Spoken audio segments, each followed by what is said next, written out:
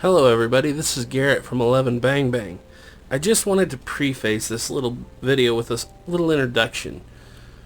I was just out on a trip to see Duke Frazier spend some time in the Rocky Mountains, and as is par for the course, anytime we're around where Duke is, we will go visit him, and generally he'll say, hey, come check this place out, this historical site. And we did go to a couple of historical sites. This was the last stop we made that day, Fort Robinson, Nebraska. Now, I had read about Fort Robinson in the past, but, as usual, at that moment, what the significance of Fort Robinson was had slipped my mind, and I really was going into this blind, even though, like I said, I knew where it was, I kind of had an idea of what it was, and I'd heard these stories before, and as we started out, this was rather just like any other lighthearted history adventure that we might take with Duke.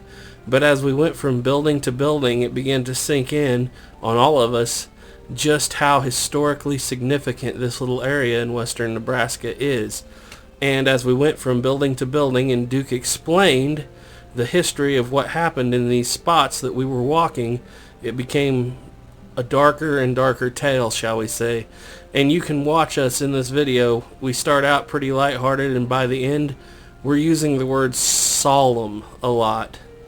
And that is just the word we have to describe this little area of western Nebraska. It's a very solemn place. A lot of tragedy happened in this area.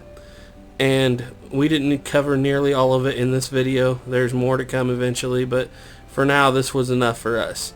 And so we were fighting the wind just a little bit, but I encourage you, try to get through the wind. Bear with us. This is an excellent historical place to see. And I hope you enjoy this video, and I hope that it means as much to you as it did to us by the time we were done making it. Well, hello everybody, this is Garrett from 11 Bang Bang, and I'm out here today at Fort Robinson, Nebraska with none other than the guide himself, Duke Frazier Productions.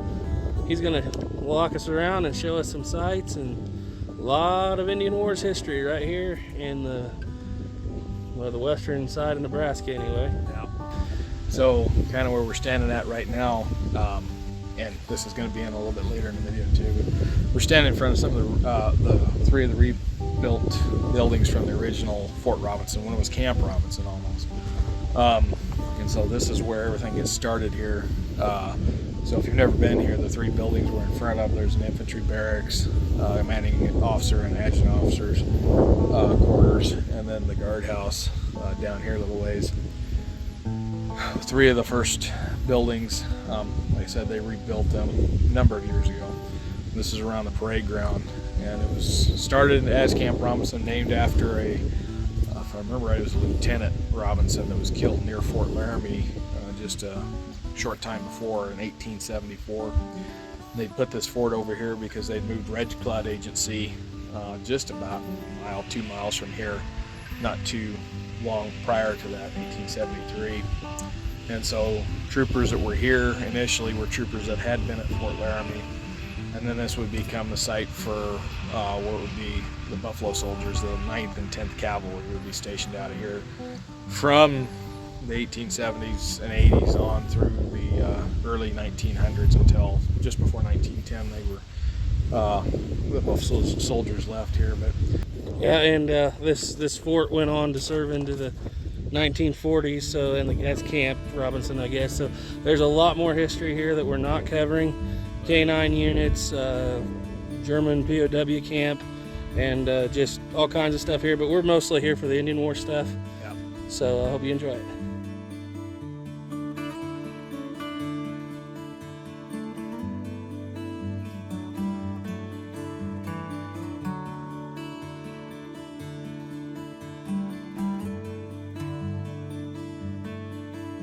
We're at the Red Cloud Agency, where it was at from about 1873 to 1877.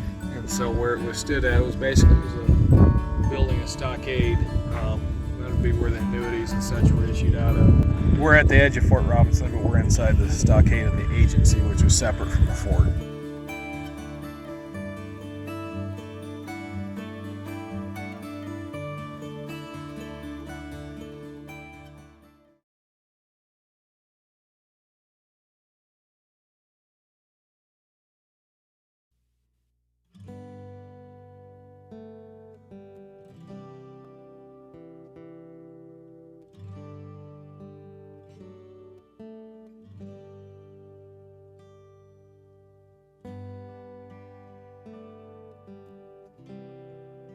Yeah, hard to put words together, but this was a spot, September of 1877, that Crazy Horse was killed.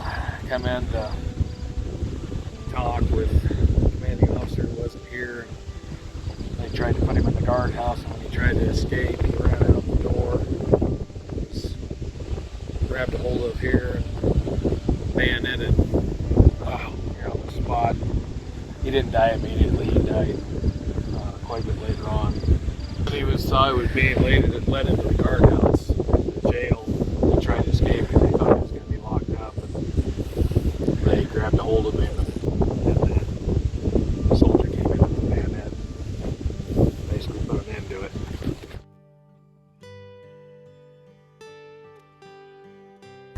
Alright, so this building here is commanding officer's quarters, or office, and the adjutant's office. And this is the office where they brought Crazy Horse in and be where he would die 5 hours after he was bayoneted. So yeah, it's a very solemn place.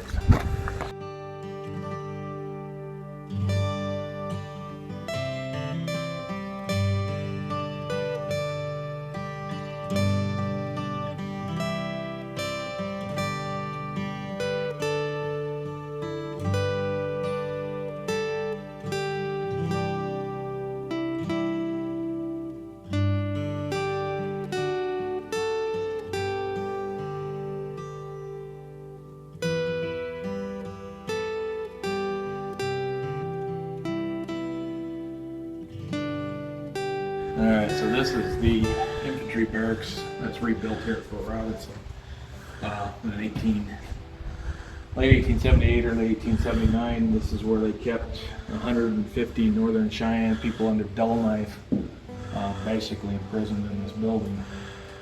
The Northern Cheyenne had been relocated to Oklahoma. They didn't stay there very long.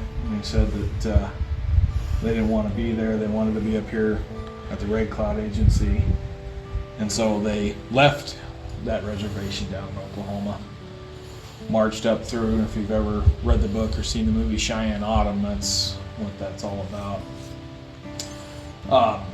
They got up here to the Red Cloud Agency, essentially turned themselves in, were brought here to Fort Robinson, and they kept them inside the buildings here. And then when they found out they were going to be sent back to Oklahoma, they broke out from here to head to the Powder River country, and the soldiers pursued and killed most of them, most of the warriors, and captured several others in January of 1879. A couple great books on it. There's January Moon by Jerome Green. Excellent book on this, but this is where these people were kept at. And they had turned in some of their guns, but the best guns they'd kept, and they hid under the floorboards of this building, and when they broke out, they turned with them. There was a large fight not too far from here where most of them were killed. But another real solemn place here, Fort Robinson.